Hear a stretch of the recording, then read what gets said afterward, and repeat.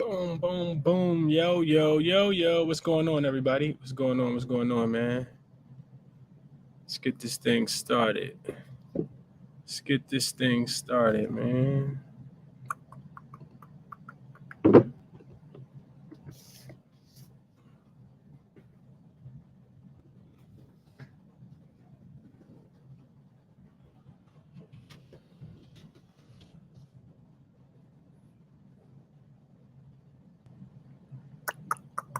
Yo, yo, yo, yo. Who in the chat, man? Who in the chat?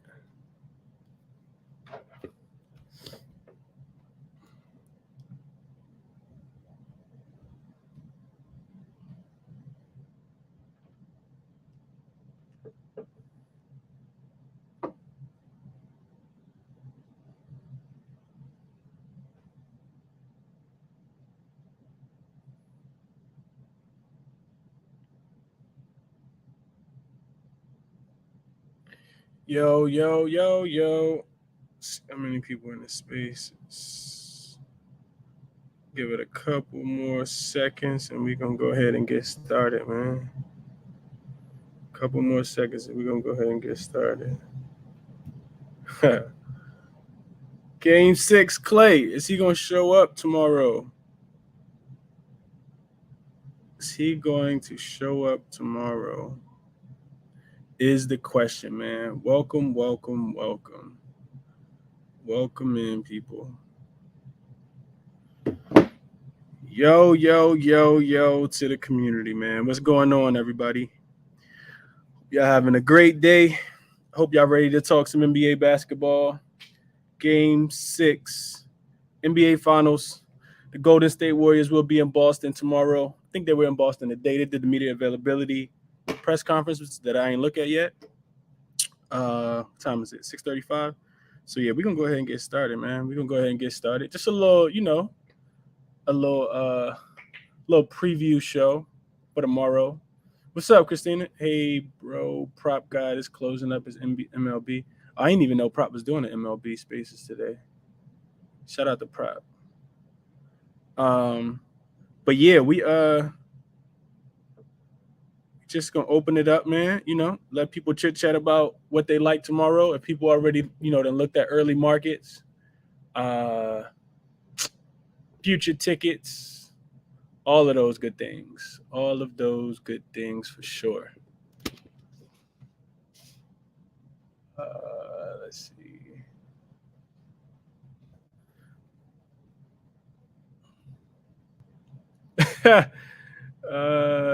Game 6, Tatum tomorrow. Okay, and I just watched his post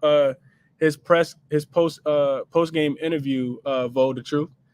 Tatum said he said he was confident that they'll win tomorrow. Man, that's what he said. I know the spread opened up at 3.5. It's up to 4 now on some books.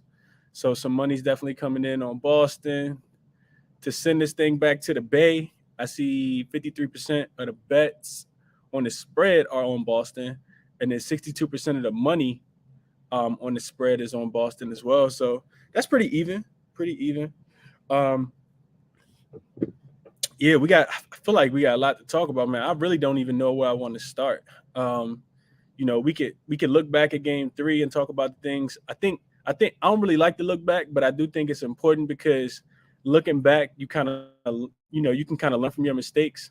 And I feel like one of the mistakes I made, which I don't really even see it as a mistake, is I did think that Boston would come out, a lot more aggressive than they did. And that's not to discredit Golden State, because I think Golden State played extremely well in that game. They was able to match the force, that Boston came out with, then some.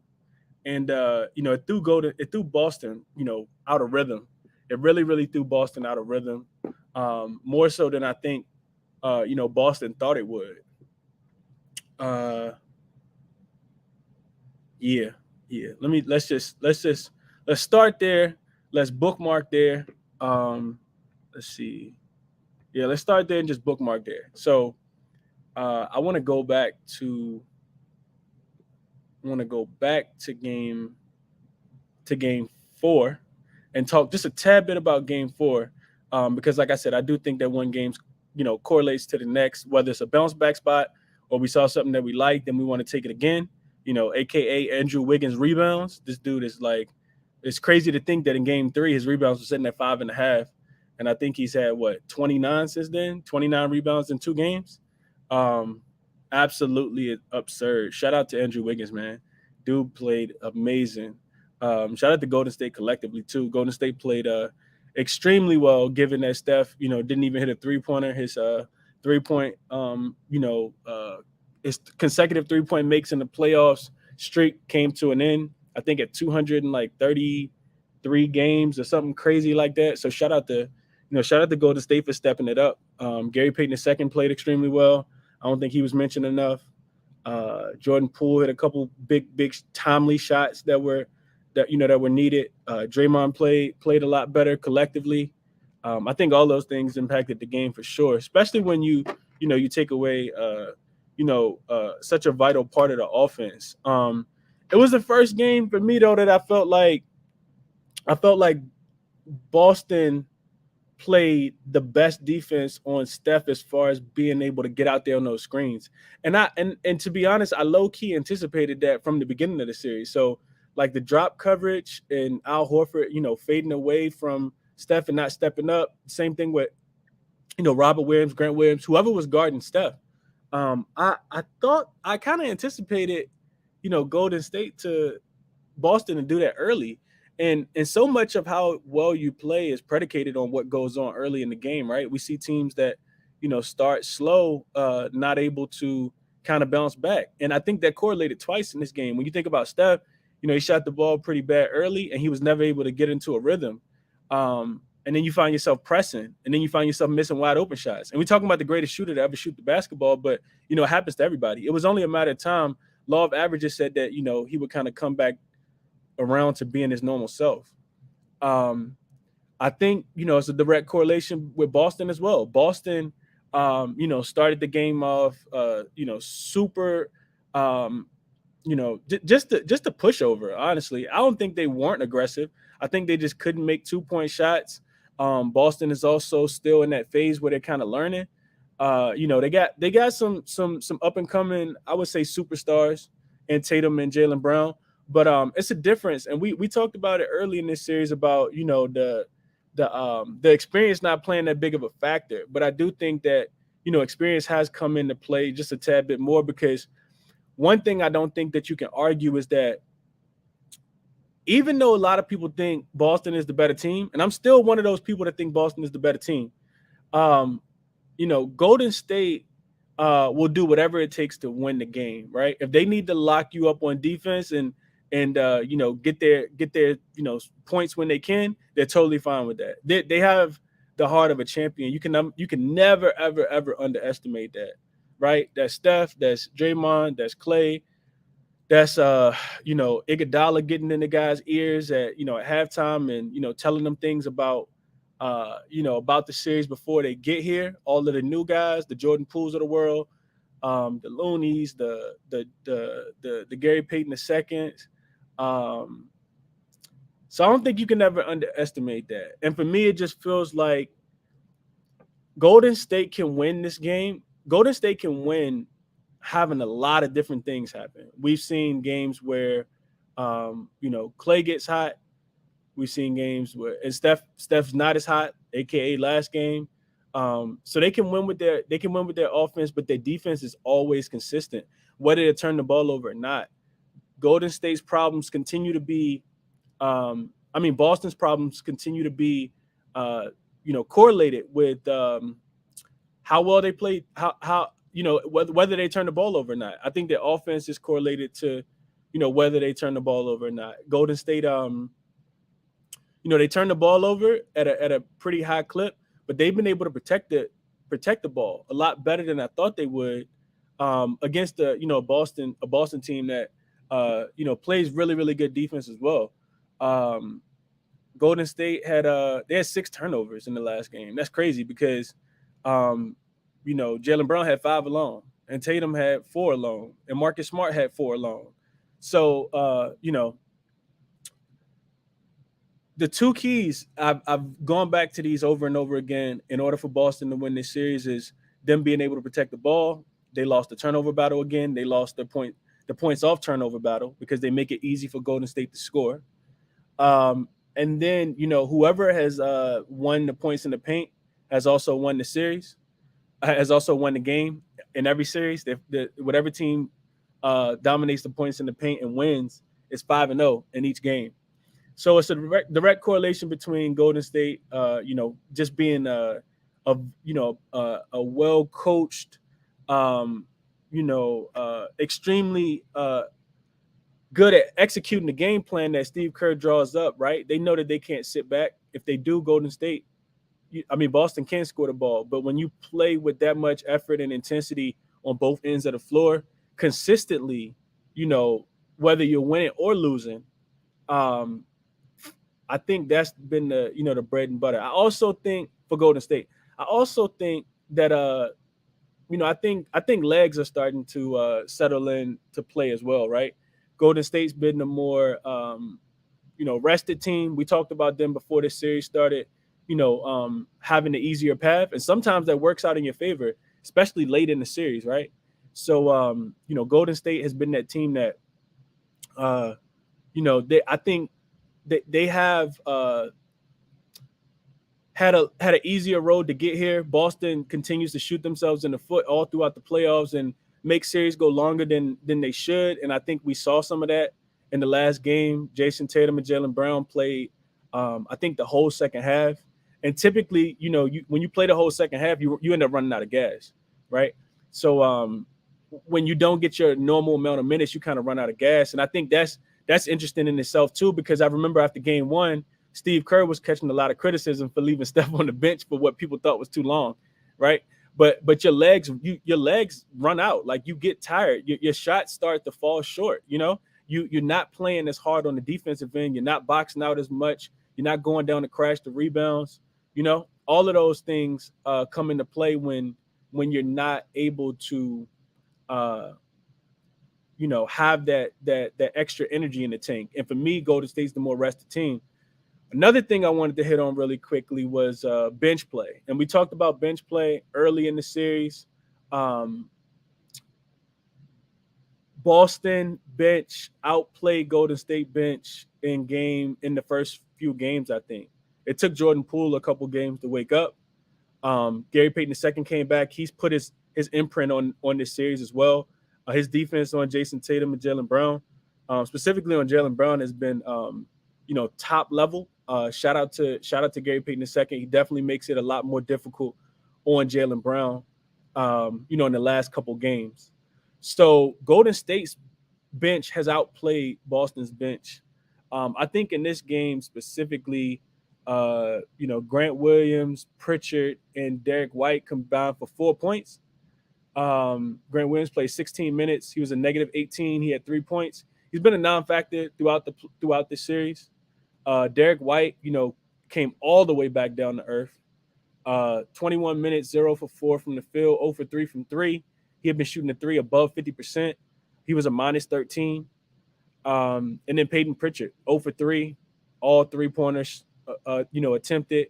1 turnover, 1 rebound, right? You get to Golden State side of things. Gary Payton II had 15 points and 5 rebounds. Shout out to NBA Props. He came in and gave out Gary Payton II rebounds over 2.5. Said that his presence on defense would be needed, and Coach Kerr would have him in the lineup a lot more. And he actually outplayed Otto Porter Jr. He played 26 minutes, had 15 points, hit a 3-pointer in the corner. I think that was in the first quarter. Jordan Poole had 14 points. He had 3 big threes, timely threes, especially the one at the end of the shot clock, the end of the game clock, in the end of the third quarter. All of those like winning plays, right? Gary Payton II had 3 steals, right? Looney back off the bench now, 4 big rebounds, 3 assists. We couldn't get him to get 3 assists in when he was starting. I know his line was at 2.5, and he kept missing it, kept finishing on 2. So clearly, it's a lot, man. I don't want to keep going on and on. I feel like I could talk about this forever. One of the biggest things for me, and I talked about this in the last game. I remember giving out the stat, and I think people really enjoyed that stat. Shout out to Buckets, man. I keep telling you guys about Buckets. I hope y'all been tuning in. I listened to the episode earlier, and the stat that still sticks out to me the most, man. The most valuable player for the Boston Celtics continues to be Robert Williams. It continues to be Robert Williams, man. His ability to be able to switch, his ability to be able to rebound, be a physical presence, to take away points in the paint for Golden State, can't be understated. If you're just a casual watcher of the game, you're probably not gonna understand its impact. But Boston was outscored 94 to 104 in the last game. Robert Williams was a plus 11 when he was in the game. This was before the garbage minutes. He was a plus 11 in the game, and he looked healthy. The Boston Celtics were a plus 11 when Robert Williams was in the game. The Boston Celtics were a minus 27 with him off the court before garbage time. A minus 27, like that. To me, that's the craziest stat of the night. Is one person being able to make such a presence. I was extremely disappointed. I'm pretty sure you guys know I don't put out plays, especially whole units on plays. I'm very conservative. I don't do a lot of parlays. So I was extremely disappointed in the way that the Boston came out in that first half, having like 6 points with 8 minutes left. They finished the quarter with 16, just real nasty stuff on their part. But like I said, credit Golden State. You can't leave it on the refs. We knew the refs was going to be for Golden State in the first place. Shout out to Ronald. He came in and gave out the stats on the YouTube stream. I think it was 7-2, and that wasn't even brothers. I think it was the other ref. I can't remember who it was, but we don't know who the ref's going to be tomorrow. They typically released at 9 a.m. Eastern time, so we'll figure that out. But yeah, just I don't even want to really go back to what was said in the post-game conference. At the end of the day, we know what it is, right? Golden State understands their opportunity at hand, and I'm pretty sure for them, there's some sense of nerve to go ahead and get it, go ahead and get this game out the way so they don't have to worry about a game 7, because sometimes anything can happen in a game 7. So I think, based on, their history with being up in series in the finals, i.e. LeBron James, they don't necessarily want to play around and probably want to go ahead and get Boston out the way. Up until Monday, we hadn't seen Boston lose 2 games in a row since January 5th, I think it was. Extremely resilient team, always having the ability to bounce back. So it's going to be interesting in this game to see if Golden State can, if Boston can, bounce back, or do they lose 3 games in a row? I think that's going to be extremely interesting, right? Christina said he trying to get Mick Stoke Aviation said Golden State is the better. Let it go is the better. I disagree with that. I disagree with them being the better, because they're the better team. I think Boston is the better team. I think Boston just turn the ball over. We could agree to disagree on that one. What up, Chris? Key notes: Boston has missed 29 free throws in the series. Golden State is a plus 12 in free throws. Golden State bench is a plus 26 last 2 games, and Boston has allowed 74 points off turnovers. And that's what I'm talking about right there, right? That's 74 points off turnovers. Granted, Golden State's a good defensive team. I think Golden State is getting Boston to turn the ball over more than any other team that they've played. I need to definitely check that, but nobody expect Boston to turn the ball over this much. I know I didn't. Like, that's why I picked them to win. Jaylen Brown over 2.5 turnovers, low juiced at minus 120. Frank said that. Okay.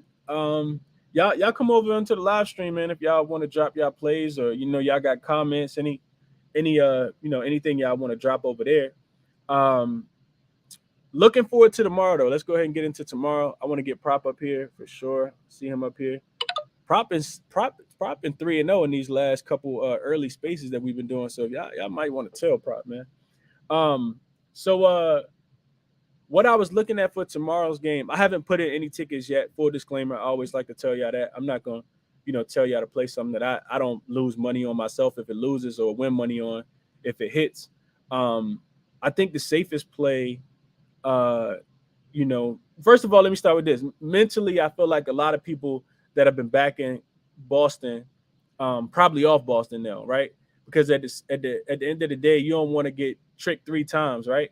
I think I was on Boston in game 4, minus the 4.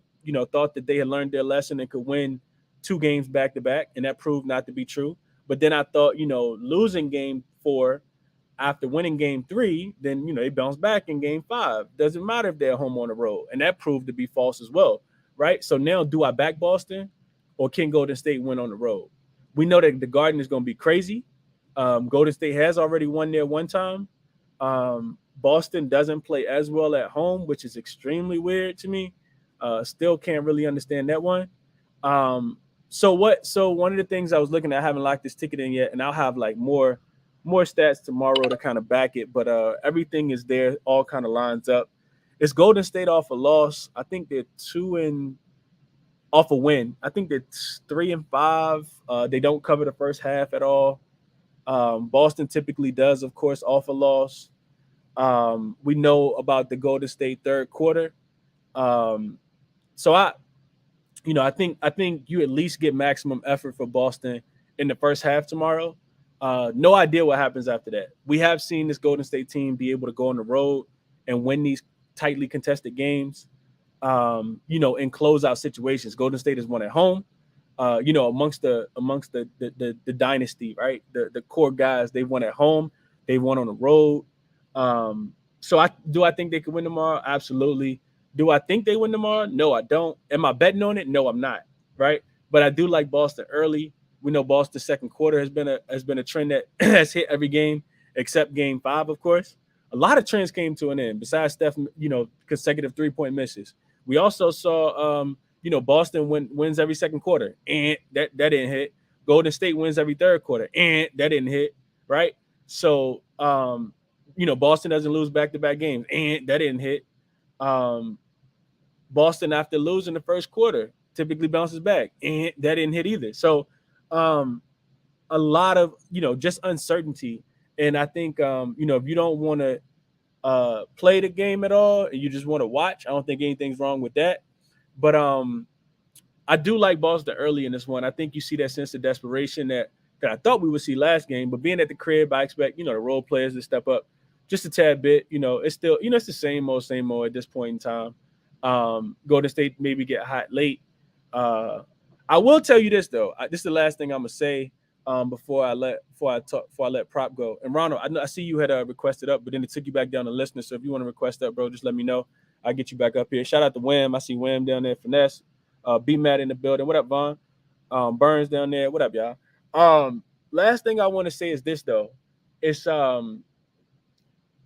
because Boston continues to win games when they don't turn the ball over 15 times or more. I think they're like 7-1, something crazy like that. It's some crazy stat. When they turn the ball over 15 times, 16 times or more, they're like 0-8, 0-9, something like that. It's like a direct correlation to almost being perfect on both sides. Turn the ball over, lose. Don't turn the ball over, win. If Boston has less than 5 turnovers at halftime, they're probably gonna win the game. If they're doing a good job of not turning the ball over, they probably win. If Boston has 10 turnovers at halftime, just go ahead and live bet Golden State to win by whatever it is that you need them to win by, because at that point it's probably over, right? I think it's probably over. I think that's the growth and maturity that Tatum and Jaylen Brown will look back. If they do lose this series, I think that's what they'll look back on, is their inability to be able to, run the offense. Marcus Smart has been a prolific, extremely big blessing to go to Boston throughout this, playoff run. But when they really need to line things up, and get the offense flowing, or get somebody to, run a play that's, that is a floor general, it just lacks, and you can kind of tell. Shout out to Marcus Smart. We talked about his points going over. He did go over. I think he was at 14.5. He finished with 20. He shot the ball well, 7 for 15, 3 for 6 from 3. He actually shot 75% from the free throw line, 3 for 4, but he had 2 assists and 4 turnovers, and that's not going to get it done, right? No matter how good the defense is on the opposite end, you need more from Marcus Smart than that. Tatum had 4 assists. We know there's a direct correlation between Jason Tatum going over his 5.5 assists and them winning, him going under his 5.5 assists and them losing. And it's probably some direct correlation as well between Boston, Tatum assists and turnovers, right? I'm pretty sure when they're even, Boston loses the game as well. He had 4 assists and 4 turnovers. If he can have a better ratio than that, then that changes as well. Same thing with Jaylen Brown, 4 assists, 5 turnovers. So all of them had more assists. All of them had more turnovers than assists. But I've been talking too long. Let me open it up to Prop. Prop, good evening, bro. Yeah, you and Ken. Yeah. So good evening, Prop. What's going on, bro? How you doing? Tell me what you liking in this game, bro. What's going on, Chris? How are you? I'm good, bro. How you doing, man? I'm great, man, dude. That was an immaculate breakdown. Swear to God, like I'm here just listening. I've got no rush to talk when you're going on one of those soliloquies like that. That was a perfect breakdown. I appreciate that, bro. Yeah, all the looks were solid. Like even on a few of mine too. So I got to pump my own tires a little bit, but dude, that was fantastic. Great breakdown. Absolutely appreciate that, bro. Yeah, no worries. So yeah, on my earlier write-up when you were talking about Robert Williams, that was the precise time that I had to get up to speaker, because you're just speaking to everything that I've been seeing throughout this series. Like Robert Williams is the key piece for Boston, no questions asked. So earlier I wrote an article, posted it up top. Not an article, a blog. I'm not that good. So the whole injury, questionable tags, you could throw them out the window. We keep getting those questionable tags. It means shit. These guys, he's been doing like 26, 31, 30 minutes. Like, I don't think this guy's questionable. There's no danger of him losing minutes. He's only been increasing it. And Ime knows that. Like, Ime knows how valuable this guy is. And he's been going strength to strength. Unfortunately, the last couple of games haven't come out in so much in the final scores, but he's been great.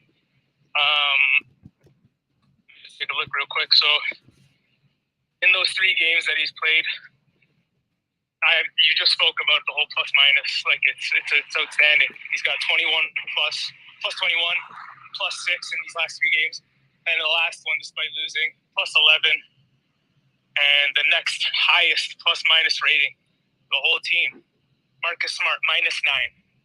So like they need this guy on the floor so bad. They need unfortunately he's not 100%, but they need him. They need him. He's such a presence on the court. So in those 3 games, he's received a significant uptick. He's at 8 points, 10 rebounds, 7 points, 12 rebounds, 10 points, 8 rebounds. So what I'm looking towards here is all that volume, all that value while he's on the court, and efficiency.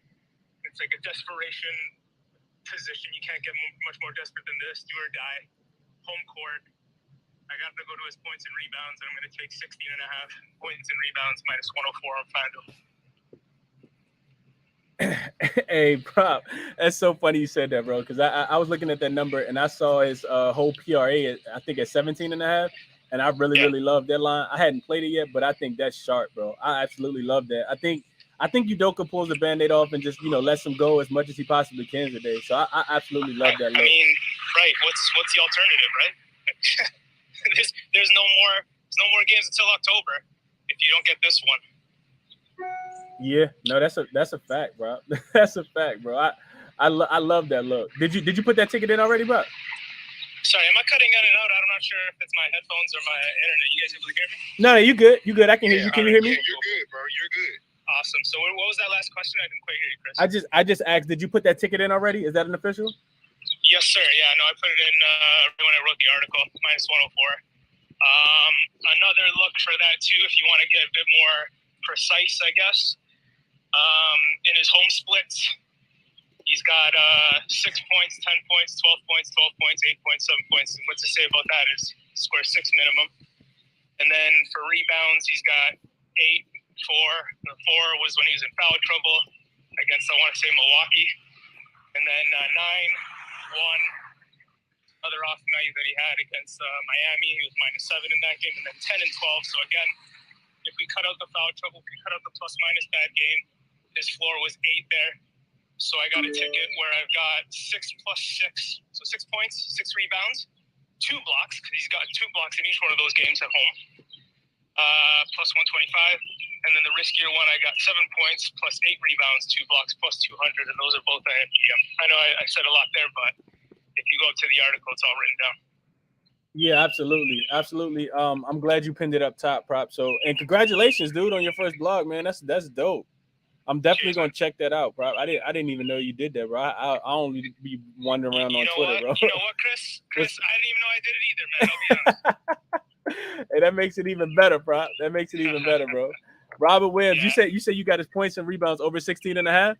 16 and a half is the official play. The other two are personal plays I've already put in as well. But if you want to get a bit more of a price and you think you like the looks and they're more, I guess, if you want to go based on the numbers that I put up, it's good value. Absolutely, dude. That's solid, Prop. I do think that he probably plays as much as he possibly can. Like like you said. I look for all of these guys to be in the game, and I know somebody on that Boston Celtics coaching staff understands that he has the best plus or minus. I know that they're looking at these things. You know what I mean? So like those plus minuses in those last three games, I'm sure you've seen stat news. It's stupid. It's stupid how much of a disparity there is between him and the rest of the team. It's crazy. Absolutely, dude. Yeah, no, I I totally agree, bro. You got any other looks? Anything else you want to share, bro? Obviously, we're not going to get that Gary Payton 2.5 rebounds at plus 155. I've seen it at minus 173 in some spots. So that number is long gone. You're going to have to pair it up with something. So I also paired that up with 3 rebounds and 1 steal at a good plus price. I can't remember off the top of my head. I want to say 125. Another one is 4 points and 3 rebounds. It's like plus 140. No, actually, it's the other way around. 125 for the rebounds and points. 4 points, 3 rebounds, and plus 140 for 3 rebounds and 1 steal. Because you got 3 steals last game. He's pretty good getting after the ball handlers. And another one I put in too before this number moved. Fortunately, it already moved.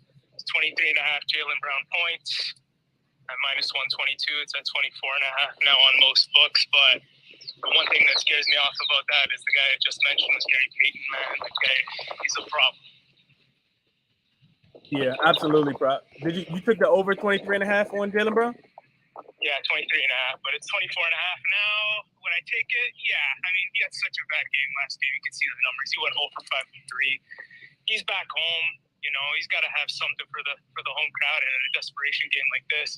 I know always the narrative is Game 6 Clay, but I'm going with Boston's got to get this. If they don't, they're going home. But that NBA TV money is too valuable. They're going to go to 7, I think. I hope you're right, bro. I would love to see a Game 7 in the Bay. So we gonna see what happened, prop. I appreciate the look. That was that. Just so I got that right, though, prop. That was Gary Payton 3 rebounds, and you paired it with 1 steal. Yes. Okay. Plus 140. Okay. On MGM. Okay. On MGM. Okay. Yeah. I hope people listening. Yeah, you can potentially wait. I mean, FanDuel didn't post it last time again, but in other spots, I mean, MGM's pretty solid with those outlier looks in the same game parlays up top. Absolutely. Okay. Hey, appreciate you being here, prop, and for sharing those 3 looks, man. I hope people tailing. I got it written down on the officials for tomorrow. It'll be at the top. So. Cheers, man. Keep doing your thing. I'm here listening the whole time. I'm learning every time too, man. Cheers. Absolutely, prop. I'm learning from you as well, man. We all learning together. Love it, bro. Love it. Let me pass the mic to my guy, RC. What's up, Ronald? How you doing? Tell me about this game, man. How you think this gonna play out tomorrow? Chris? What's up, bro? How you? Yeah, I mean, just to come off of what Prop said, like hoping this goes to 7 games. Like I think everybody would like to get to 7 games just because how dope this series is, like how evenly matched these 2 teams are. But just historically, it just doesn't look like that's going to go that way. 75 years of NBA Finals, only 25% of them have gone 7 games.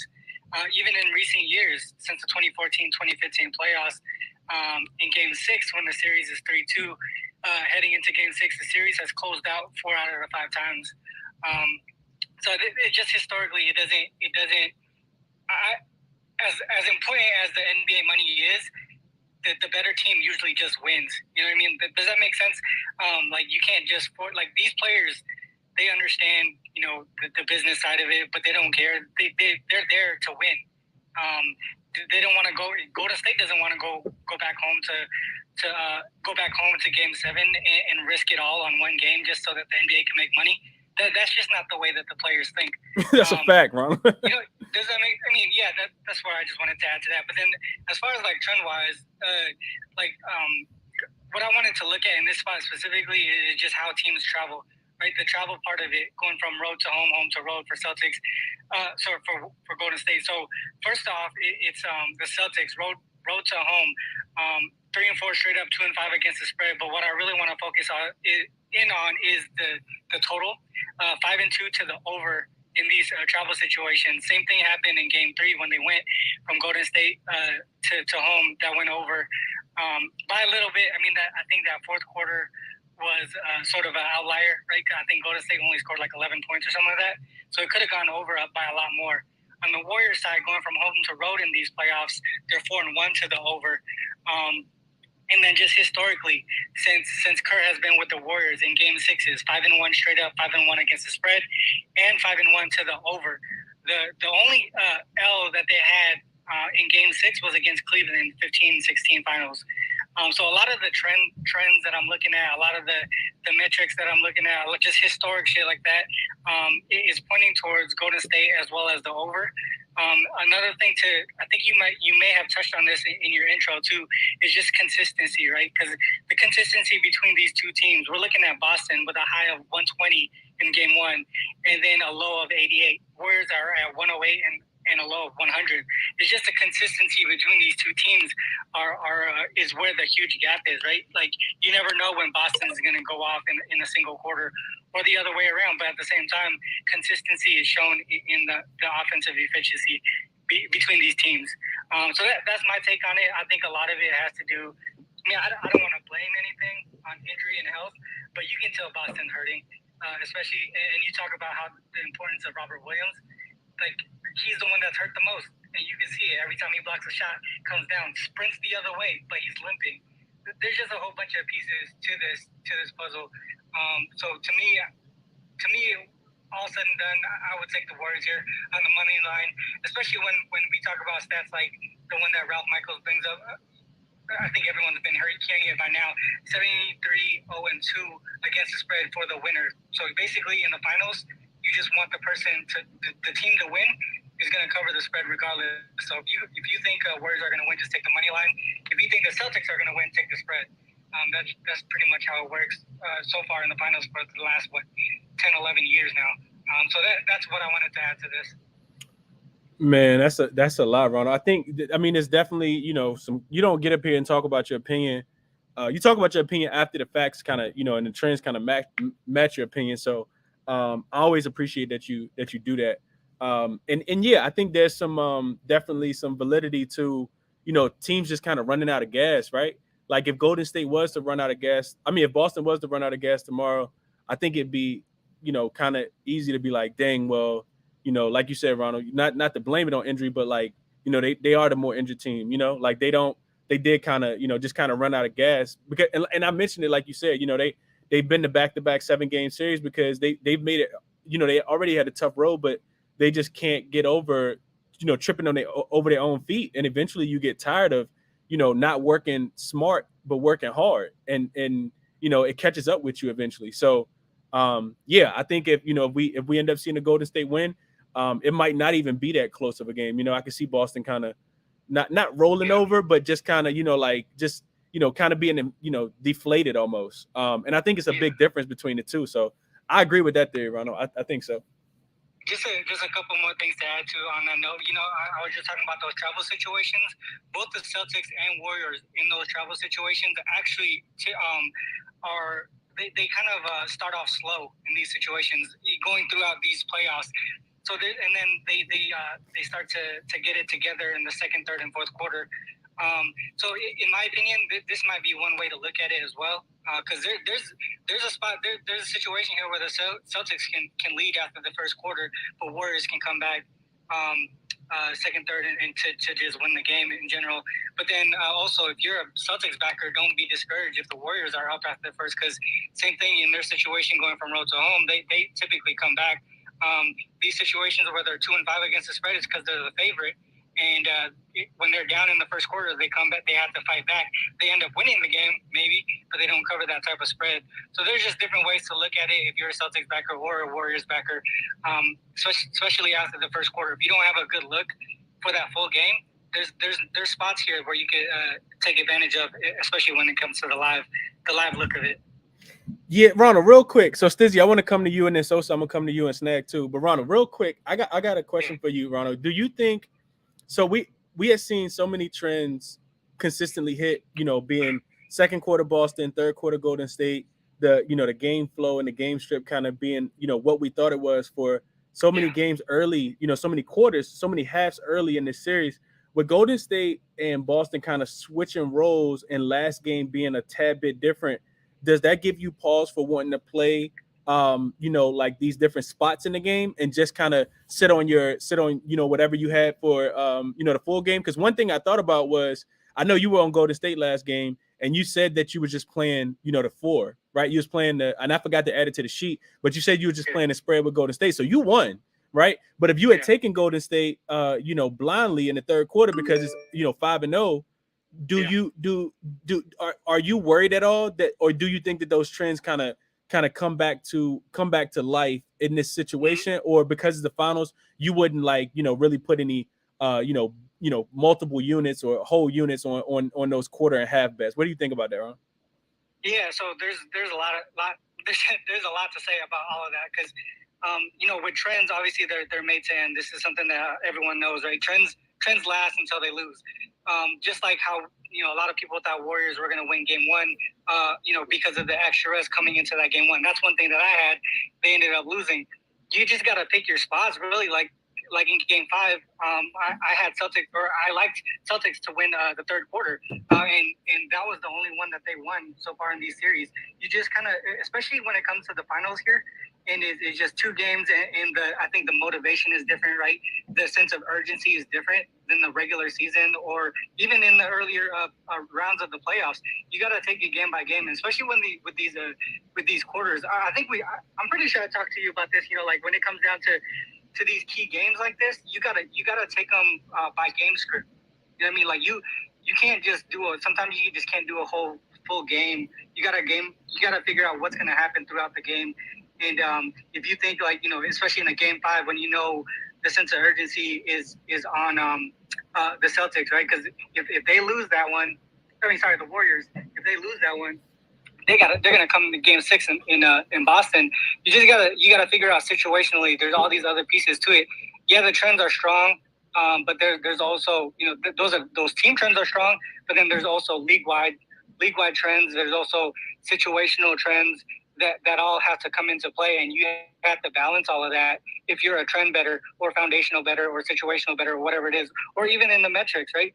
Like you have to see at a certain point there's going to be some type of like balance, right? If a team is shooting 50%, like just like Curry, right? He's been shooting 50% from 3. What are you expecting him to do that throughout a whole series? I mean, I think he could, right? But there's going to be that time where he bounces back down to where he typically shoots, which is like a 40% from 3. So, and that's what you saw. It kind of balanced out. So there's just a whole bunch of stuff to how you got to think in these situations here. So it's a lot. I mean, that question, there's so many different ways to answer it. Yeah, well, you did a good job of answering it, Ron. I appreciate that, man. I appreciate the feedback on that. I think that was helpful. Like you said, it's definitely situational, and like you said, I think a good thing that you mentioned is all trends do. We ride the trend until they lose. They last until they lose. So I like that a lot. Appreciate you, Ron, on your contributions, my brother. Let me get to Stizzy, because Stizzy, I know you've been up here for a second. Then I'm gonna come to Sosa and then Snag. What's up, Stizzy? Can you hear me, Chris? Yeah, you good, bro? What's going on? How you doing? Okay. Well, today, look, I ain't gonna lie. I was very pissed because the last game, that first quarter over that I bet, it didn't hit, and that shit hurt because, man, the Celtics started off slow as hell. But I gotta revisit it with the sense of urgency, like we was talking about. With that sense of urgency, as long as the Warriors bring it, and I feel like even if they down, they're still gonna bring some competitive edge to that first quarter. I'm definitely on that. Like, my only play right now, I haven't really looked at any other plays, but my only play is that over 53.5 for the first quarter. I think, well, I believe that's going to fly up by tomorrow and go like 55, 56 area because a lot of people are going to start betting it. And if it doesn't go up, it's going to definitely go up hour-wise to at least 120, 140 area. So over 53.5, Stizzy, for the first quarter? Yes, sir. So let me tell you, I'm not gonna talk you off of it, Stizzy, but let me tell you my concern with that. My concern with that is that if you go look at the trends, and I'll have the numbers tomorrow, and not to say that everything is the exact same, but when Golden State gets to 3 games, when they've won 3 games in the playoffs so far, they typically struggle in the first quarter of the closeout game. I mean, there's they did it against Denver. They end up losing that game, and then went to Game 5, and they end up winning in 5. Memphis, they end up getting smacked. I think that was the game they lost by like 40. And then Dallas, they did the same thing, right? I think I took Dallas in the first quarter and the first half of that game, and they actually came through for me. So a part of me, Stizzy, like I get what you're saying. A part of me thinks that Boston could score, enough points, and Golden State could not score, right?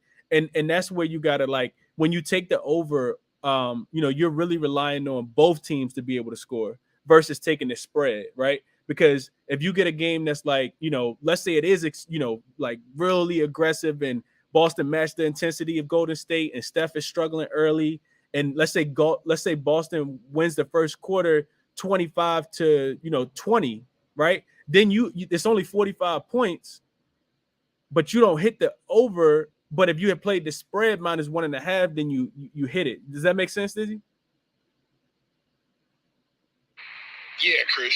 I'm actually that was a good analyst. I actually now I kind of don't want to take it now that you kind of said that, because I thought about it too, and I was like, if anything, I would take the under, but at the same time, now that I think about it, I might just avoid that, like you said, because he's just gonna be one of them spread roulette type of thing. Because now that I look at it, because I just looked at the past game while you were talking, and I was able to bring up the quarters. That's a high number, seeing as normally it's been right at 52 area, 51, and they want to juice it up to 53.5. So I feel you on that. Yeah, the other thing is this too, Stacey. Imagine how many tickets they get on if let's just say it's 100. Let's say it's 100 bets placed on the over under tickets, right? How many you think Stacey gonna be on the over versus how many you think gonna be on the under? Even if people confident in taking the under, you think they're gonna bet it, or you think they're just gonna stay off? You see what I'm saying? Like, people not in a hurry to bet sharp money is, but people not in a hurry to bet no unders, bro. Especially given the potential of Steph getting hot, Clay getting hot, Jaylen Brown coming out like his hair on fire. You know what I mean? Like those type of things. So yeah. What you had something else that you want to add to that?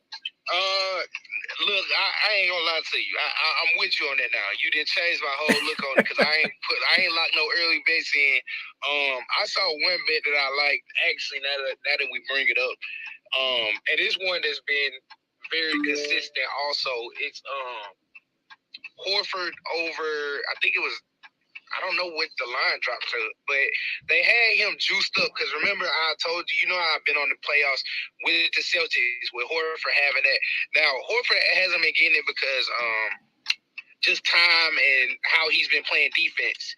Now I feel like the Celtics are going to bring a different edge. They're going to have to, because if they don't, they're going to lose. I mean, we know how the Warriors are in these game situations like that when they're trying to end the series. Just like I think it was Props and Ronald said, they it's not, the statistics doesn't follow it going into a game 7. Do I believe it's gonna go into a game 7? It's really a toss up. It just depends on whether the Celtics keep the lead. If they play it too close, not gonna lie, I feel like the Warriors gonna take it. But with that over 2.5 assists, Horford has been smacking that line. Even in games they're losing, he's damn near smacking that line. I think last game was the only game he didn't cover that. I have to check to make sure. But over 2.5, that's probably the I guess since I'm off that over, that'll be my only play of the game because I don't really like anything else. A lot of the lines are juiced up because of early player market, and then the props are a little too high for my liking. Absolutely, bro. I think a lot of unders gonna hit tomorrow too, Stizzy, to be honest. I just don't know which ones I'm thinking. But yeah, I gotta evaluate the market a little bit more. But I definitely appreciate your insight, bro. I think the conversation that we had around the first quarter is not just helpful for you, but it's helpful for other people. You know what I mean? Like, and I'm not trying to talk anybody off taking any overs or even unders. I just want people to understand the difference between betting the over for the first quarter because you like one team versus betting the actual spread, Yeah. And Yeah. then it's another thing too, and what I learned with that too. Now that we're bringing it up, um, it's worth looking into. Now it's more of a lean for me, but it's worth looking into the team total. Hidden if it's not too high. I don't know what the number is because I'm not able to pull it up right now because I'm driving. But that team total, as long as it's well, never mind. All right, like you said, it might be an under day. We don't know. Yeah, bro. Yep. Trust me, Stizzy. The only reason I know all this is because I done missed it so many times, bro. I done missed it so many times, man. We was on Memphis, throughout the regular season, man. We was hitting Memphis first quarter and a lot of people probably won't even following me then, but we was crushing Vaughn in here. Vaughn, no. Man, we was crushing Memphis in the first quarter. Team total used to be sitting at 29 and a half, 30 and a half. We was crushing that early market. They finished with 35, 34 points every single time. And then the times that we got beat, they still be winning the first quarter, but they might finish with, it might be 29 and 19, and we lose our money because we took the over 30 and a half, bro. So, that's just, from me learning, like damn, I should have just bet on the spread in this spot versus, taking the the team total over. So you got to be selective with that, Stizzy, for sure, bro. But I appreciate the conversation, Stizzy. I want to kick it to Sosa real quick because I know he's been patiently waiting, and then I'm gonna come to Snag. What up? What up, Sosa? Go ahead and tell me Golden State gonna win by 20 tomorrow. See, I know y'all ready for me to talk the game 6 Clay bullshit, and everyone wants to hear that. I will say this: this Boston team needs a point guard. Their biggest issue is their inability to get shots that are not dictated by the other team's defense. That is very difficult to do. It's very difficult to win against Golden State because defensively they are making. Unless it's a wide open three, which they welcome because that's still a bad shot by the numbers, right? What they would prefer is for you to take a bunch of long twos or contested mid-range jump shots. And you don't need a great rim protector to force that, especially when you're sagging off the whole time and playing some variation of a zone when you're playing against these ISO scores. Now, the biggest knock on Jason Tatum and Jaylen Brown is their inability to create shots for others. So they're always looking for their own shot. They're offensive players. That's what they're prone to doing. So when you put them in a position and you say, hey, kick it, the Golden State doesn't care. As long as one of them is not the one taking the shot, they don't give a fuck. And we've seen that exhibited from them defensively the entire finals. And there will be runs where Boston doesn't make them, and it looks bad. And then they'll have – I can't call the fourth quarter from game 1 an outlier anymore because they made 7 straight. This last game, they made 8 straight. So they did the same shit again. They just didn't win the game this time. I think it will be a really close game in this one. I'm also looking for Steph Curry to be the one to put the nail in the coffin. I think he comes out and he gives us a masterclass on tomorrow. He coming off a bad game, and we want to talk about variance. Like, I'm just saying, like there's other guys where you can be like, he's not going to shoot like this. I promise you, Stephen Curry is not shooting like that again tomorrow night. That is not happening. Ever. And if it does, they'll lose the game by 20 and go back to Golden State.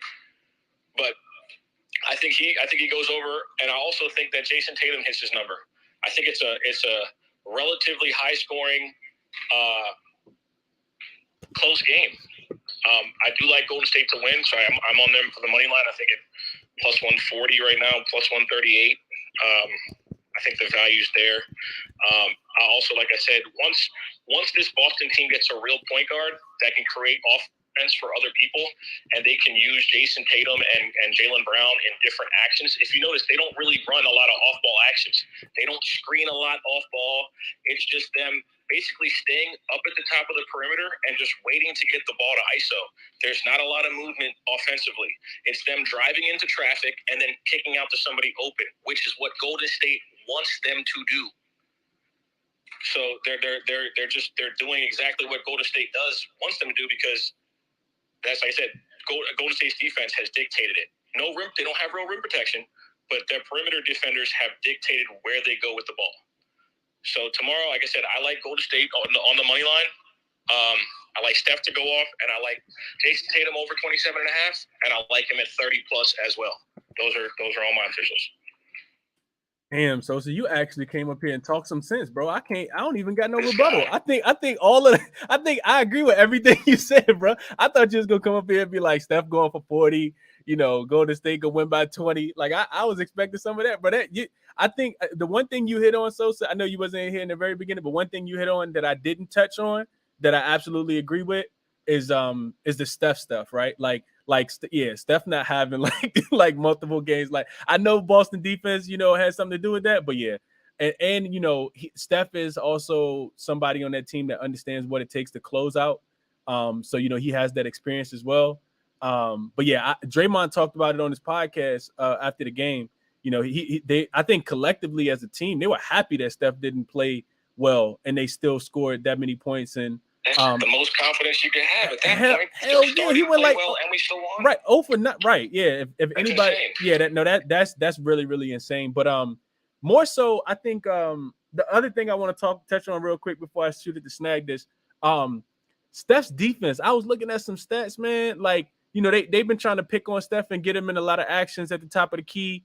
Whether it's Jaylen Brown or Jason Tatum. And Steph actually been, doing a much better job, man. I told you guys that I was, on Boston to win the series, but I don't got nothing against Golden State. Like I'm gonna call it. I don't got a dog in the fight. I keep saying that. Steph's defense has really picked up in the last couple games. Like their ability to be able to score on him has diminished, and Golden State's ability to score on Derek White has really improved. And there's numbers to show that. I posted some tweets up top for you guys. If y'all want to, take a second to kind of look through those, flag them, like them, whatever you want to do. I would look through some of those tweets though, before you make your decisions. These are some of the things that I'm typically reading, some of the people I'm typically following, that I take into consideration. Also, I posted at the top, the last tweet all the way at the top. Well, actually the first one for you guys, the chalkboard. So I know people know already, but I just want to kind of reiterate it again. I gave out a baseball play. Your boy gave out his first official write-up on a baseball play for chalkboard earlier. So I'm 1-0, and I think I'm gonna have maybe one or two more plays for the night game as well. Chalkboard community in partnership with my guy Ronald, Finesse, and Chalkboard. Man, we got things booming over there. We trying to cash. Ronald went 2-0 yesterday on MLB plays. It's free, so just download the app. They're working on the they have it for iOS, but they don't have it for Android devices. It'll be out soon though, so just be patient with us over there.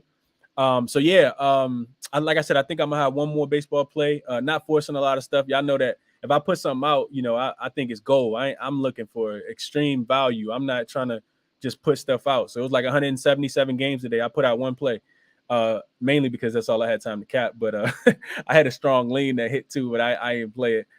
Snag, let me hear from my guy Snag, and then Chris, can I just add one more thing? Yeah, go ahead. So then I'm gonna come to Snag. Yeah, that's where it sits. Yeah, no, go ahead. If Boston goes out this offseason and gets a real point guard, this team has a championship window of the next 6-7 years. If they just go get a point guard, that's all they need is a real point guard, and that's all I got. That's a fact. So I agree with that. And much as I like Marcus Smart, like it's not even a hit to Marcus Smart because he does his job, but when they really off season for the next 5, we're gonna hear, do we need to split them up? That's what's gonna happen until they get a real point guard. Oh, that's a fact. That's a fact. Because what you said, Sosa, about the way they run their offense is extremely real, right? Like if Tatum can beat you off the dribble and get to the rim, then you have to help. So it's almost like those two really, really good guys that open gym on the same team, right? And you just got 3 other guys, that's just there. And they're going to catch the ball and they're going one-on-one every single time because, it's my turn, your turn, my turn. And if they can't get that shot, they just draw 2. And then, you find a wide open, shooter in the corner, Derek Fisher, Robert Ory, right? Grant Williams, Derek White, right? Those type of guys. And that's what you see happen. So I absolutely agree with that. So, Snag, what's going on, bro? I know Snag about to tell me go ahead and put some money on the Pyrex boys. Go ahead, Snag. What you got, bro? Hey, Curry lost the putt the second time in this series, man. He ain't losing that motherfucker tomorrow night. It's over with, man. It's done. It's over. Give me Draymond for a steal and Warriors money line. This shit is over. Draymond still with the money line? Yes, sir. Plus 196. I'm already locked in. Okay. It's over. Okay. Snag says over. They going back to the Bay for the parade. Okay, Snag. Yeah. It's time to party, goddamn, but it's over. Okay. Hey, honestly, you and Sosi covered it. I think it's a better that Curry had a bad game now than tomorrow night, because I feel like that's gonna give him, like Sosa said, he gonna go out there and probably now you're probably gonna call me crazy, but I won't be surprised if he go out there and drop 40. I won't be surprised. 40, Jesus. You know what? I could see it. I called it the first time he did it. I won't be surprised if he do it twice. I think I read an interesting stat earlier, Snag. It might have been yesterday, actually, or it might have been early this morning, one of the two. That when Steph isn't the leading scorer for the Golden State Warriors, they're 5-1, I think, or 5-0, something like that in the playoffs. Or over their last like 4 or 5 games. So there's actually, benefit, because it means that Wiggins is being aggressive. It means that Clay's hitting threes, right? So if Steph going for 40, then I'm taking, Wiggins unders, or not, probably not Wiggins, because Wiggins has the advantage in my estimation, and he's been playing extremely aggressive. And I haven't mentioned his name enough since we've been on this space either. But I'm taking Clay. I know Game 6 Clay. I'm not on Game 6 Clay if you think Steph going for 40 though. Because Steph not going for 40, and Jalen, and Steph going for 40 correlates with Clay's under, probably with Jordan Poole under, that type of stuff. So, but I could definitely see him having a humongous game. We saw it. Role players don't typically step up in these type situations, Snag. So I could definitely see it, bro. Let me get the Fiji real quick. Fiji, what's up, bro? What's going on, man? Talk to the people, bro. What's good, gang? Shout out Chris. You know the vibes. I wanna go on something that Snag was saying. If you really feeling like Curry gonna drop 40, like if you feel it, it might just hit. Like it's also, I feel like, yeah, the game is the game. Shout out to the Kappas like Chris, who really like take their time to run it up, because Chris been doing this shit for a long time, and this shit been hitting back to back to back. Even if it's one straight, them shits add up. So the Kappas really give the good insight. But I feel like sometimes if you genuinely feel a play, just put a little something on it, because you never know, it could genuinely hit and stuff.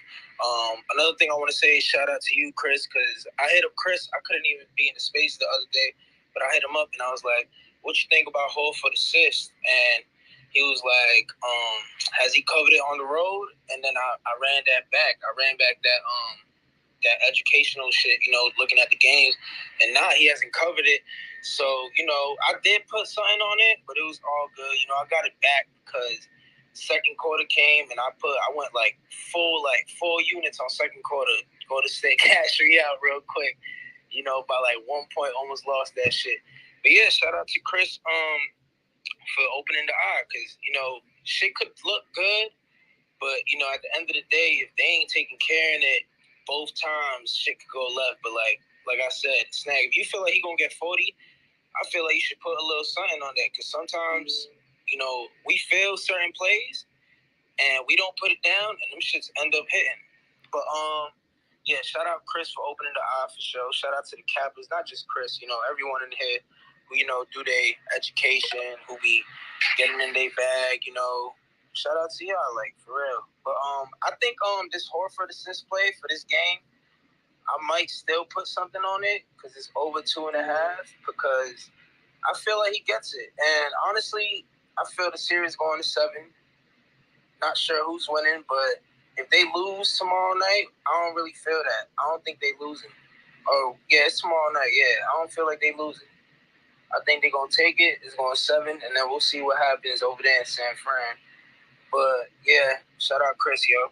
Hey, Fiji, appreciate that, bro. And real quick, Snag, I'm going to come back to you, Snag. I definitely want to get back to you, Snag. But I want to say, Fiji, while you was talking about that, I put it in on FanDuel. They actually only have 35 in the win for Steph. I think it was like plus 800. But if you do it yourself, You know, if you really think Steph gonna score 40 and Golden State gonna win, it's 15-1 right now. 15-01, 15-1 too. So you know, even the $10 bet gets you $150.11. $100 will get you 1,500, of course. You know, but yeah, you know, I think you know, if you're a believer in Steph, you know, that's definitely could be something that you put in. But Snag, go ahead, bro. Kick it back to you.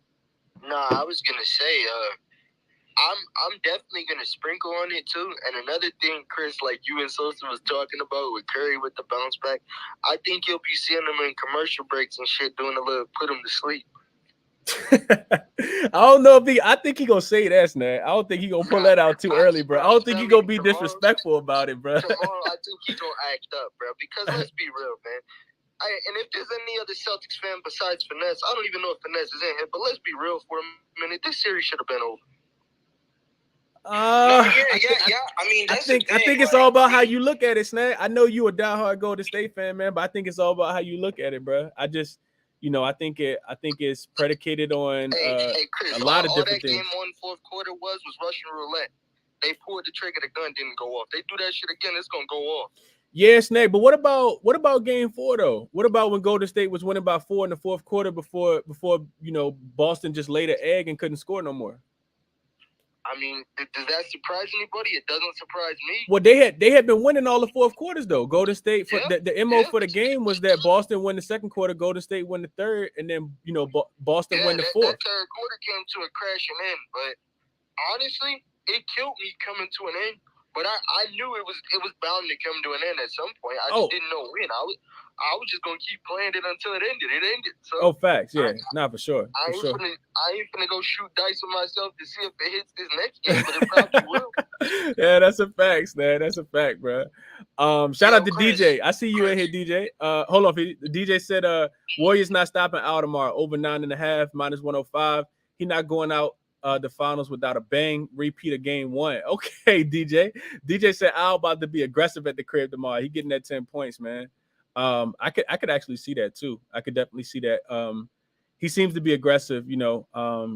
And we talk about I gave out the numbers for Marcus Smart after a loss too. He's went over his player prop every single game, last 5 games in the playoffs. Every single game after a loss, he's went over his player prop the next game. I'm not even sure what it's sitting at, but I couldn't talk anybody off of that look either.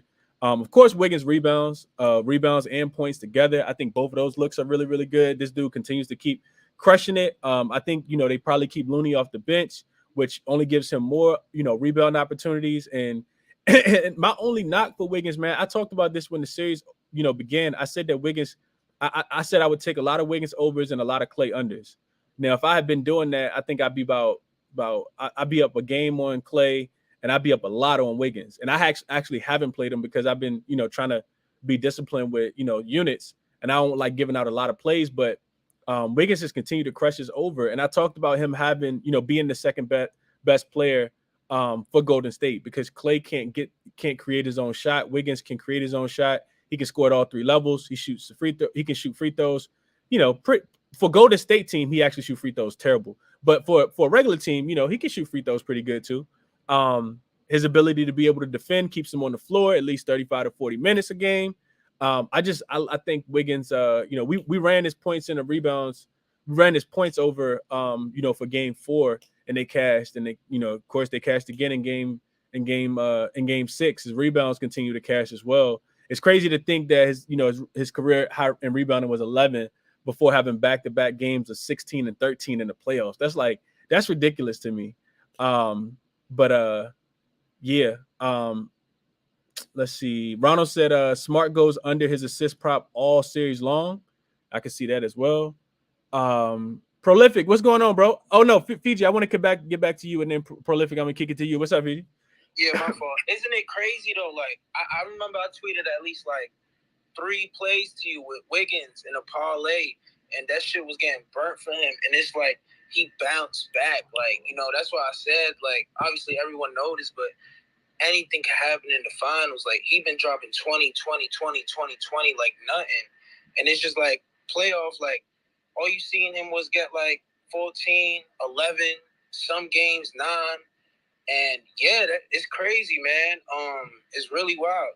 But yeah, my fault for that. Keep doing anything. Nah. You good, VJ? I agree with that, bro. Prolific.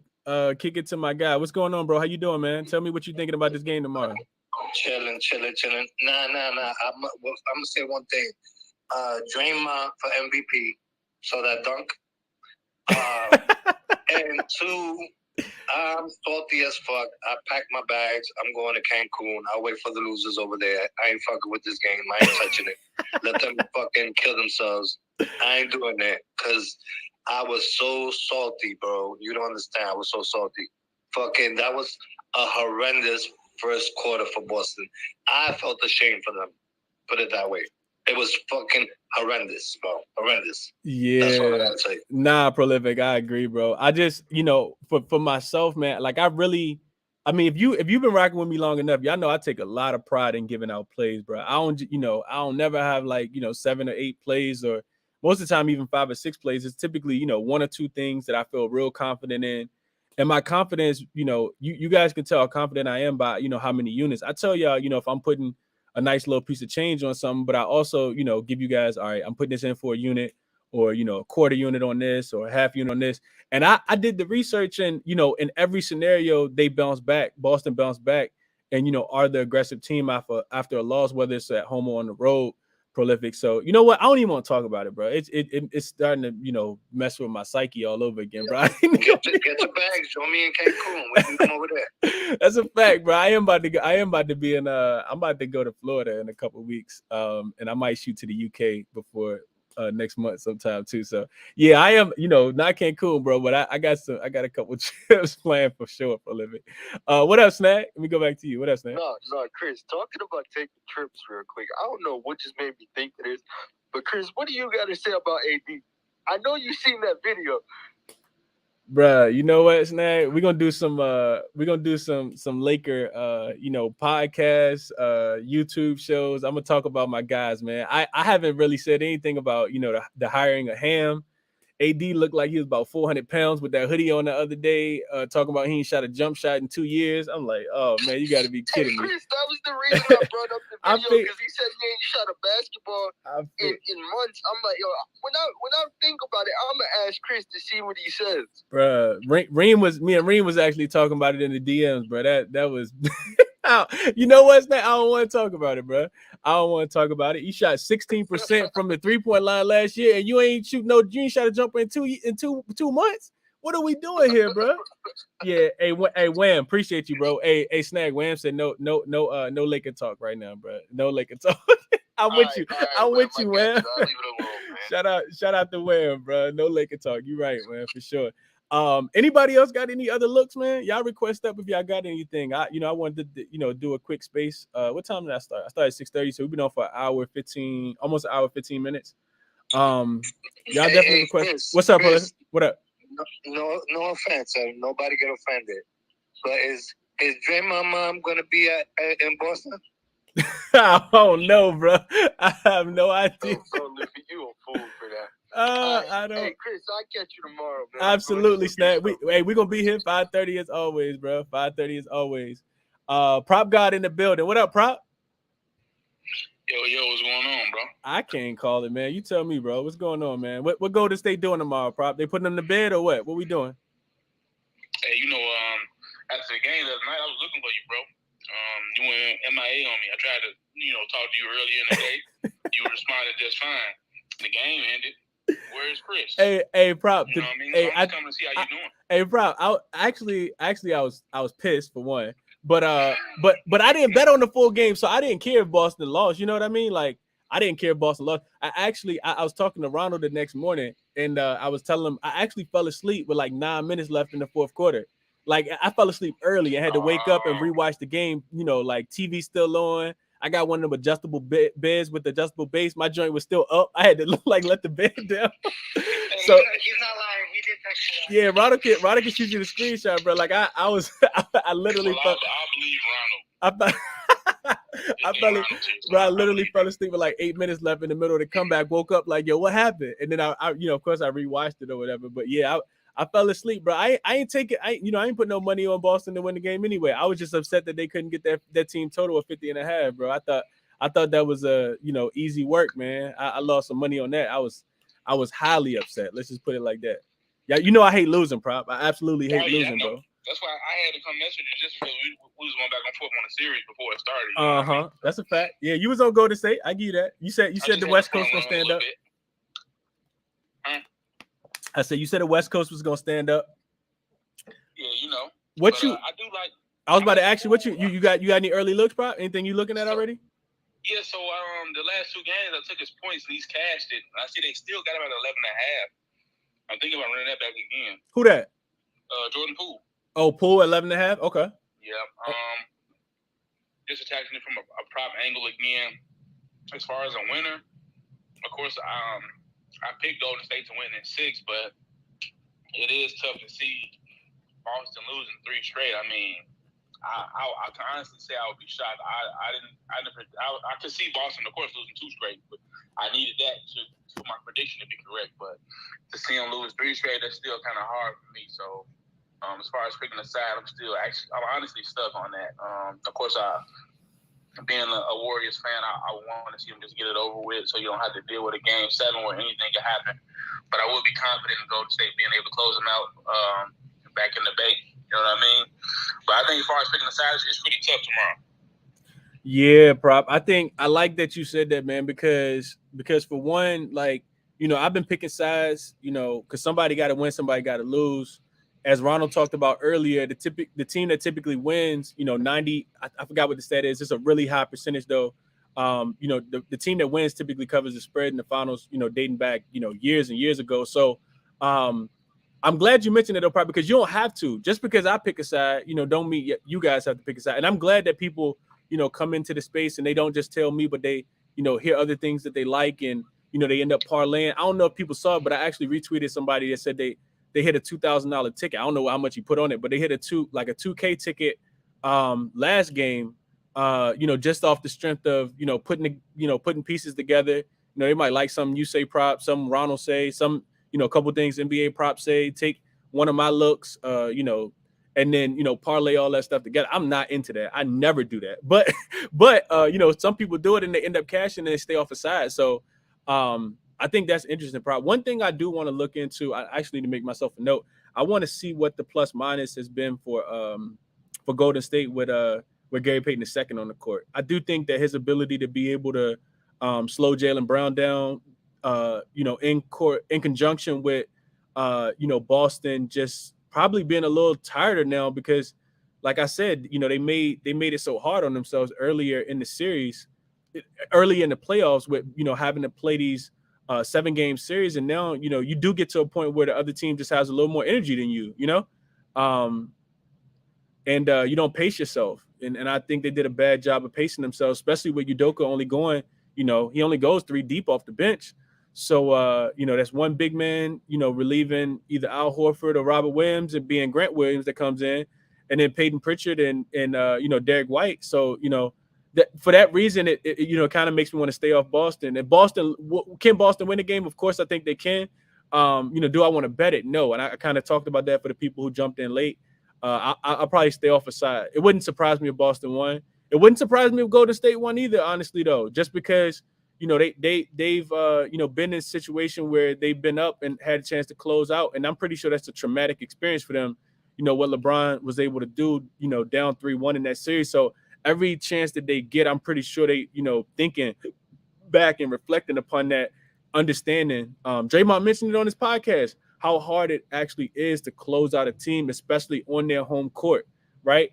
So yeah, I think one thing I will say to that too, though, prop, and y'all request up if y'all got anything, because I'm gonna shut down here soon if I don't got any more requests.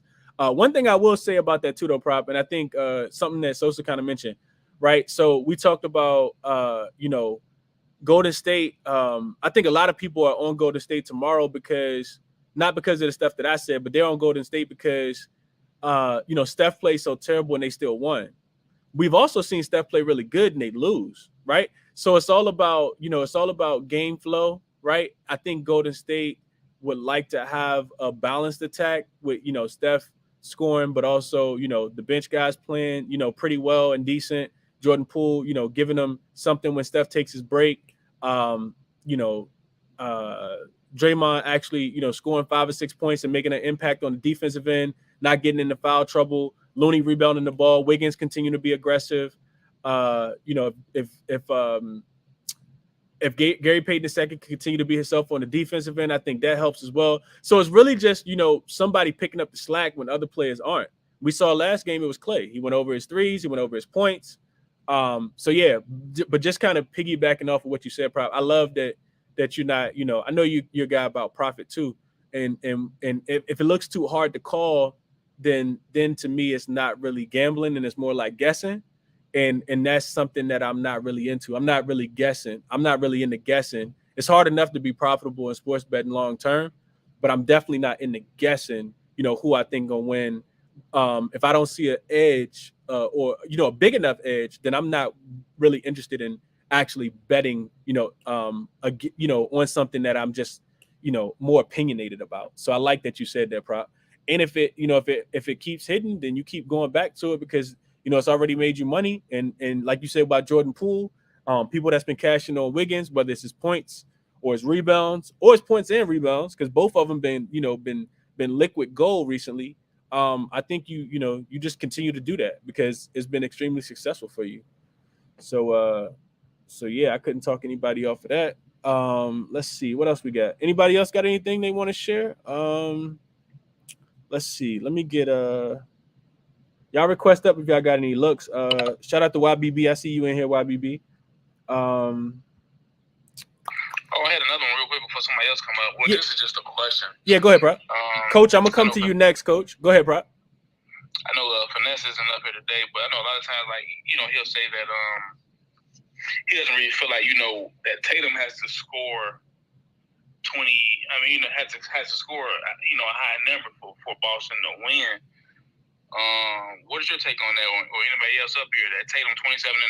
Is this like he has to cover that for them to win this game tomorrow, or how do you view it? I think similar to like the Steph thing, Prop. I think and Ronald, you definitely could chime in. Prop, you could definitely chime in too. I think the stat for me, Prop, that's even more telling is Tatum's assists. I talked about it a little bit earlier. When Tatum hits his assist line, they're undefeated in the finals. When he goes under, they haven't won a game.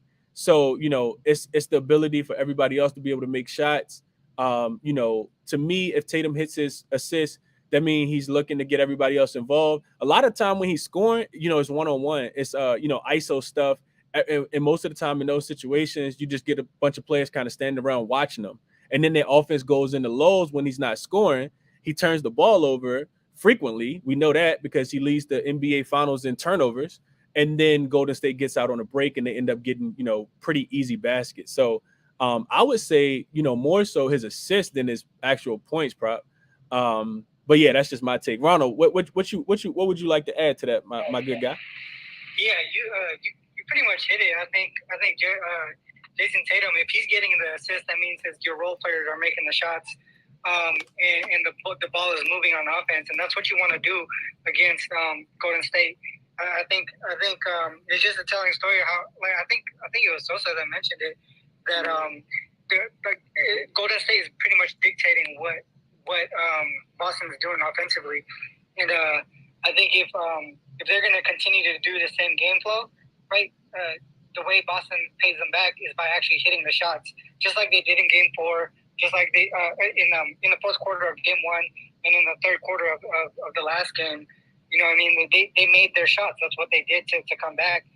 And if he's not getting the assist, then that means they're not doing their job. The role players aren't doing their job, and that means it's going to be a lot tougher for the offense to be successful as a whole. And the other thing too, I think about Curry as well. I think you mentioned about Curry and how he didn't do well in the last game. We talked about it, or I talked about it in the triple double. Golden State can't continue to rely on him to score 35 plus to win this series. He needed to get the support right here in Game 5 and even in Game 6 here to win this series. There's no way that you can rely on one single person to be able to win a 7-game series against a top tier team like Boston. So he got the support, and I think that's going to give them a lot of confidence here to try and close it out in Game 6. Yep, I agree with everything you said, Ronald. I definitely agree. We talked about in the beginning of the series, man. Remember, I was saying that I was like, man, Golden State doesn't have enough. They don't have enough. Like, it's Steph and everybody else. And then, slowly but surely, Clay started to pick it up. He had a good game 3. Jordan Poole picked it up.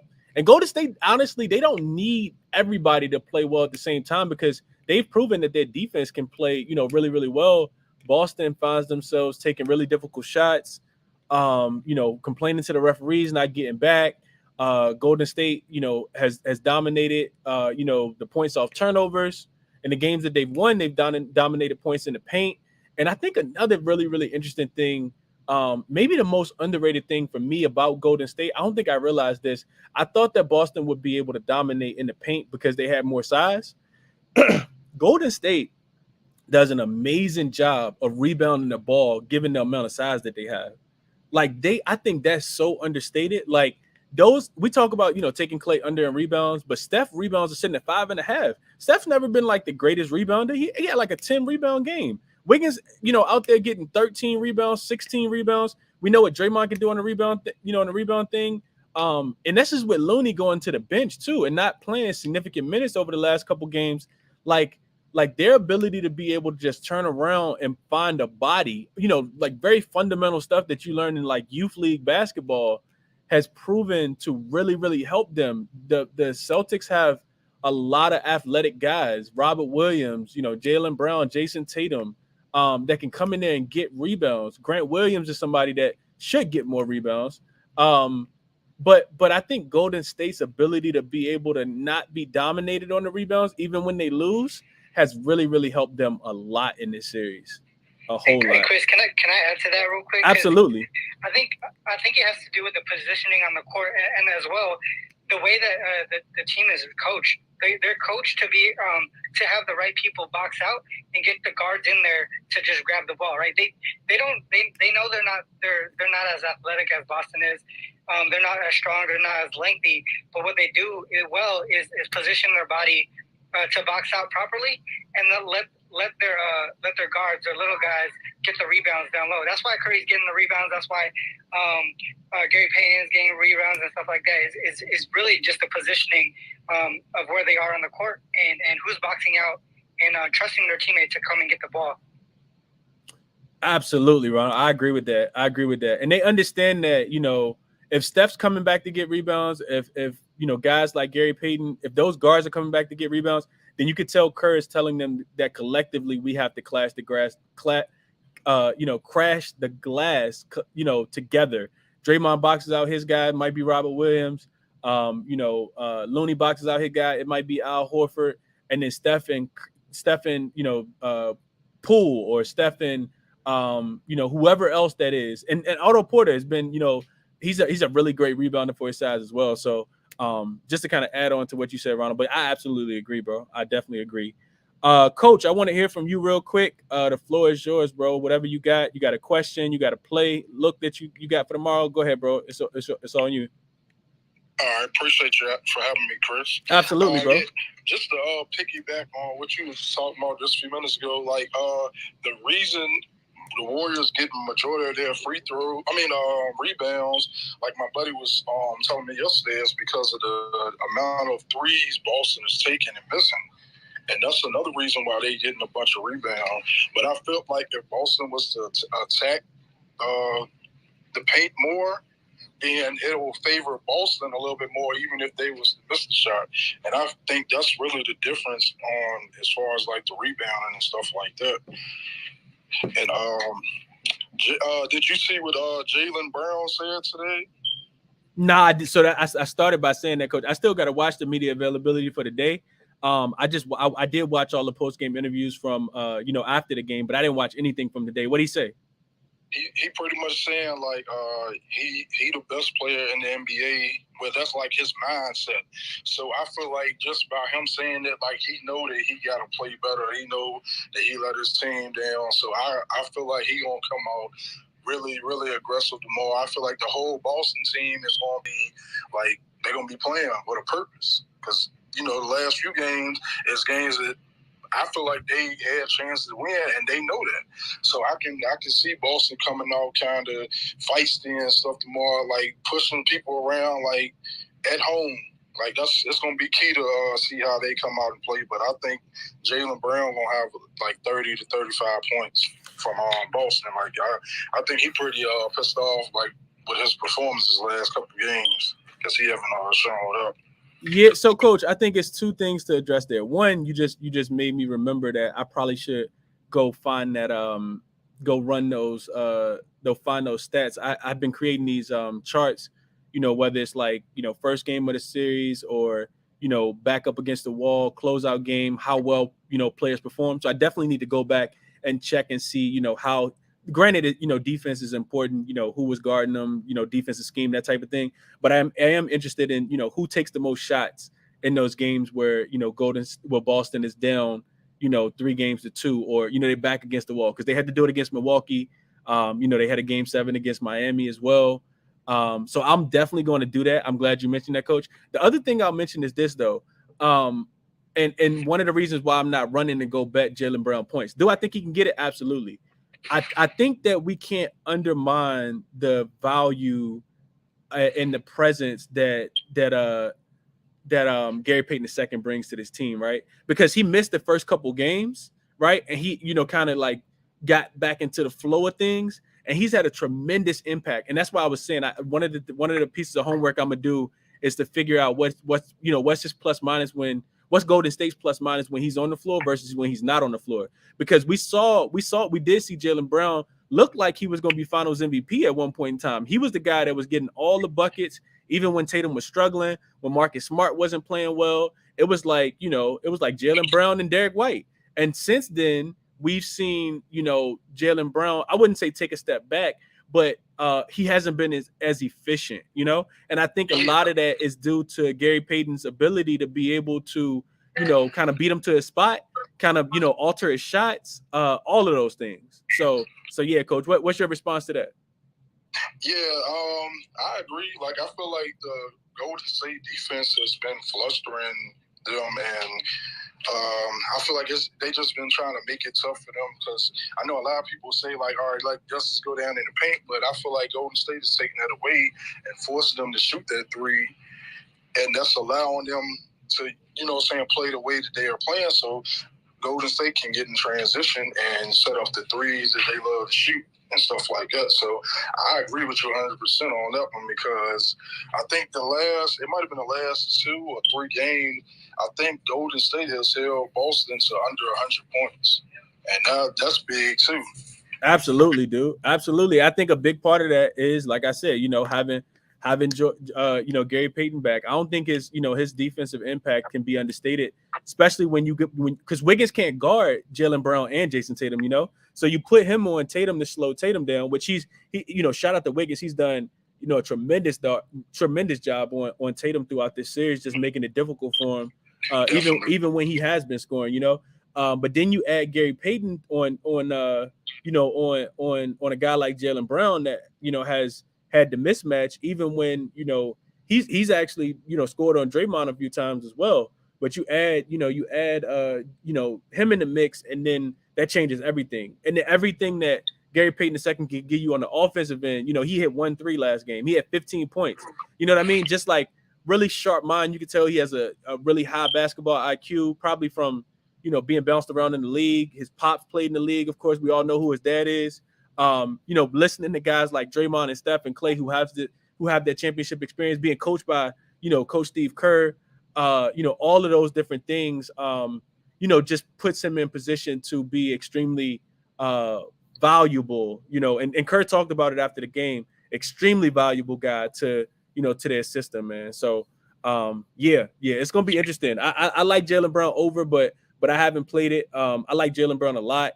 But I do think, I'll probably rewatch the game. I don't know if it'll be tonight or tomorrow, but I do want to, just kind of key in on those matchups to see how many times he was guarded by, Gary Payton II. How many times, he scored against him. What was his field goal percentage? That type of thing. Because Gary Payton has made an impact. I just can't quantify it and put it, in statistical numbers. But I probably will be able to after tonight. And the other thing too, coach, is like we haven't really talked about adjustments, right? Like Udoka has to, figure out, and I know like we're at game 6, like ain't but so many adjustments you can make, but he has to figure out, how they can do something to, punch first or get, 1 or 2 easier looks, right? You know what I mean? Like they got to implement something because clearly what you're doing isn't successful. So I'm not saying, ditch the whole game plan, but you might want to add a wrinkle or two, just to kind of get, Jaylen Brown going early, or, like get him in a, a better spot, versus where it could be as simple as where he's catching the ball at, or, running them off a double screen versus a single screen to make it harder for Gary Payton to fight back over. I'm just thinking of things off the top of my head, but, I think all of those things could be helpful. Yeah, that makes sense though, because I noticed that over the last few games too. It just seems like he haven't made any adjustments to like certain things. Even like when they contended carry pretty well last game, but even when Wiggins was like doing his thing, it was like they really didn't make any adjustments to try to like slow him down or anything like that. It's just like he had control of the game, and you can just see like the Celtics, like they just didn't have like that energy to like we really want to win this game. Like you just tell by the body language and all kind of stuff like that. So it's key to see like what adjustments he would make for tomorrow night's game, because it's definitely a must win for them. So I can see them coming out and being like real aggressive. Yeah, so coach, I think you hit the nail on the head right there. I do think that the more aggressive team wins tomorrow. You know what I mean? Like whoever punches first and punches the hardest, I think wins the game tomorrow for sure. I do think that, and Boston said it. They said that, Golden State was the much more aggressive team, and they kind of, took it to us. Even though we needed to take it to them, they took it to us early. And credit to Golden. I talked about this already, but credit to Golden State's defense, because I did not anticipate them being able to, slow Boston down the way that they have. But Steve Kerr's definitely been able to make those adjustments and, get things kind of going in his favor for sure. Definitely, man. It's gonna be a good one tomorrow night. It's probably gonna be the best game of all the 5 so far. So I'm excited. I can't wait till 9:00 tomorrow night to see what's gonna happen. Absolutely, dude. You and me both, man. That definitely make 2 of us. Yeah, we're gonna wrap up on that, man. Like I said, I posted the link up top for you guys. If you do have an Android, if you do have an iOS device, you can download the Chalkboard community. Like I said, I'm probably gonna put out one more play. I think it's 2 more MLB games. I'm gonna look at those and try to cap those pretty quickly. I think I got a look that I like, and I'm gonna tweet it out in there. I'm also probably just gonna tweet it out on my page too. But join the community over there for sure. Still trying to grow that. Also, I didn't talk about this in the beginning, but all my links, y'all know where my links at. They're in the link tree on my page. If you want to support, feel free to support. ChrisBeCappinn t-shirts on there, the hoodies on there. The Odds Jam referral link is on there. The Sportsbook referral links are on there. Sign up using those codes, all that good stuff. I don't really feel like promoting stuff right now, so that's that. But yeah, we'll do another space tomorrow, of course. 5:30 Eastern time before the game. I'm pretty sure, it'll probably be a few more people. Kind of, I think today just kind of, ruffle some feathers, kind of got people to kind of, look at some markets, hopefully. And tomorrow, we come with our plays for sure. So yeah, appreciate you for being here, Coach. NBA props, appreciate you for rocking with me, Prop God. Sosa was here. Shout out to Ronald. Finesse dropped through. Even though he didn't request up. But yeah, I appreciate y'all for being here for sure, man. Vaughn, talk to the people real quick before we close out, Vaughn. Yo, you hear me good, bro? Yeah, you good. Hey, man, so yeah, I done already locked in Marcus Smart for 20 points and 3 threes as a combo. We know what Marcus Smart do when when their back's against the wall. I already took his first quarter points as well for the 3.5 first quarter points. But I think it was Sosa that said it perfectly. Boston right now is sending Jaylen Brown and Jason Tatum left, and they're struggling. They're turning the ball over a lot, especially over like these last 2 games. So I'm not taking either one of their points. Like you said a couple times, Boston as a whole it's as the series has went on, they've been playing a lot more one-on-one basketball, and one-on-one makes you easily predictable. Hey Vaughn, you breaking up a little bit if you can hear me, bro.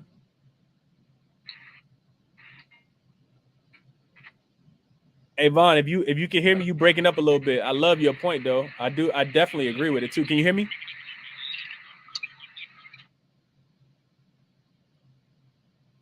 Yeah, while Vaughn fixes Mike, I think I agree. Like they are sending them, sending Tatum and Jaylen Brown to to their left. I talked about Gary Payton a second. You could tell that's where Kerr wants to do with them. Vaughn, can you hear me? Yeah, bro, you hear me? Yeah, you broke up a little bit. You were saying that Kerr been sending them boys left, and it's definitely impacting their offense. Yeah, man, just sending them left, and it's not a whole lot to it. And then when they are sending them left, the guy that's on their left-hand side, they're just standing in the same spot. It's simple basketball. If your man is looking at the ball, you just cut behind his head. But everybody is just sitting around watching Jaylen Brown and Jason Tatum play one-on-one, and they're going to continue to struggle until they get some movement off the ball. But it also bodes well for their assist props because it's just a lot of one-on-one. If you're playing that much one-on-one, eventually you'll get a few assists. But yeah, man, I'm just on Marcus Smart, man, with their backs against the wall. Like I said, I took his first quarter points at 3.5. That's already in the bag. Another one I'm going to do a little bit more research on is Andrew Wiggins to lead the game in rebounds. Right now it's at plus 480. I really like the chances. Only thing that got some that kind of holding me back from it is some blowout potential.